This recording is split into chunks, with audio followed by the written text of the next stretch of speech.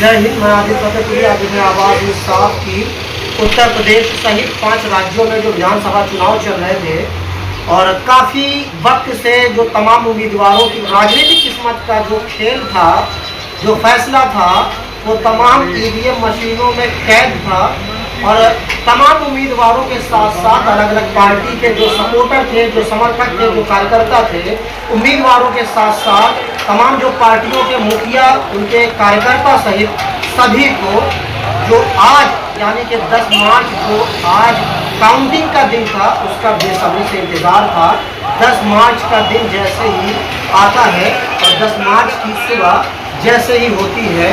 मानो के तमाम राजनीतिक पार्टियों के जो कार्यकर्ता हैं वो अपने अपने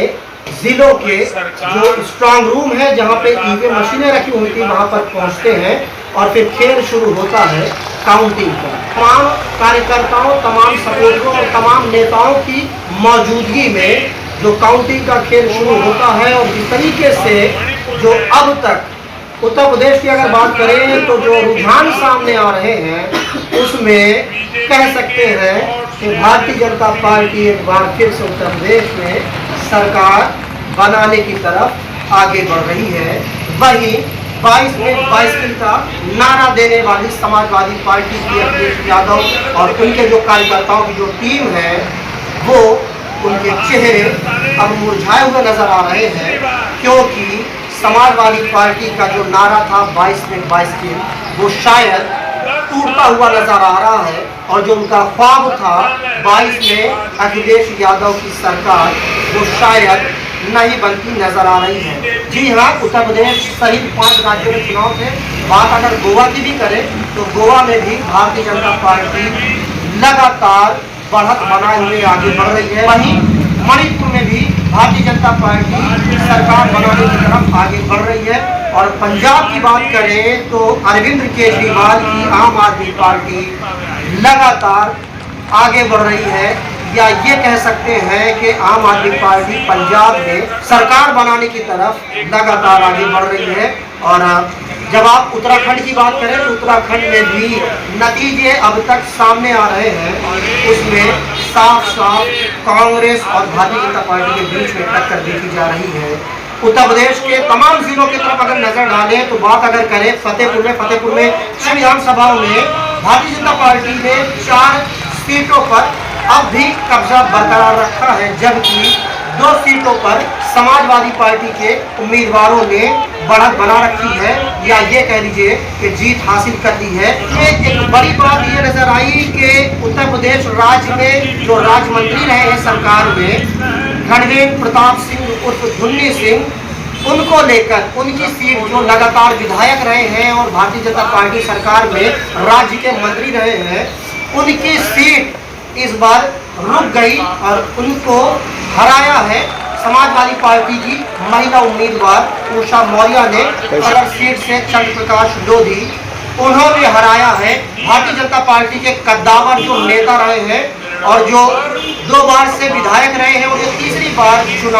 चुनावी मैदान में उतरे थे, विक्रम सिंह, उनको हराने का काम किया है। तो कह सकते हैं कि अब तक जो तमाम तस्वीरें साफ हो रही हैं चुनावी नतीजों की, उसमें उत्तर प्रदेश में फिर से भारतीय जनता पार्टी का कमल खिल चुका है और फिर से योगी सरकार नई सरकार बनाने के लिए आगे बढ़ रही है। ये मशीनों को लेकर के तमाम प्रत्यारोप आरोप भी लगाए गए, तमाम शिकायतें भी की गई, सीमा से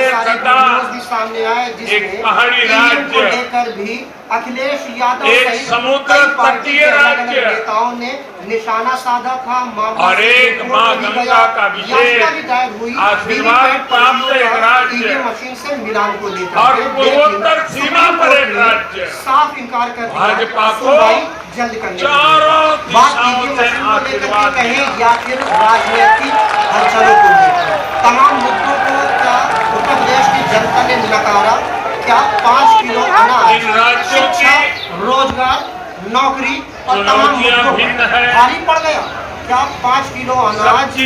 सरकार बनाने के लिए बेहतरीन जो कार्य था वो सफल बना गया? तमाम सवाल थे वो अभी भी साफ नहीं हो पाए, जिनके जवाब अब भी नहीं मिल पाए। लेकिन कहते हैं जो जीता वही सिकंदर। जो सारे नतीजे आने थे विधानसभा चुनाव को लेकर के, वो अभी तक सारे नतीजे सीटों के सामने नहीं आए हैं, लेकिन जो रुझान देखा जा रहा है जिसमें अलग अलग पार्टी के अलग अलग जो उम्मीदवार हैं वो बढ़त बनाए हुए हैं, उन तमाम बढ़त के रुझानों को देखकर साफ ये कहा जा रहा है या देखा जा रहा है कि उत्तर प्रदेश में भारतीय जनता पार्टी फिर से अपनी वापसी कर रही है। उत्तर प्रदेश में फिर से एक बार योगी सरकार फिर से